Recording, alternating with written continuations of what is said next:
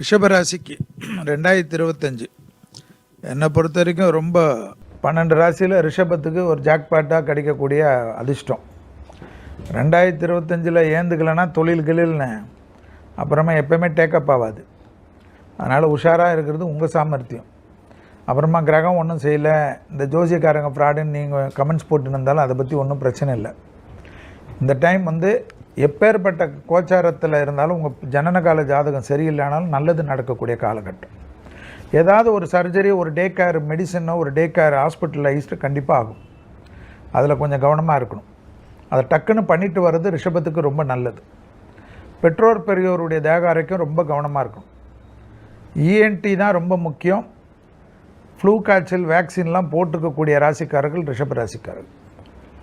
அதே போல் என்னை பொறுத்த வரைக்கும் February 14 லவர்ஸ் டேவை ஞாபகத்தில் வச்சுக்கோங்க. அன்னிலேருந்து உங்களுக்கு எல்லாமே காதல் அமைப்பு தான்.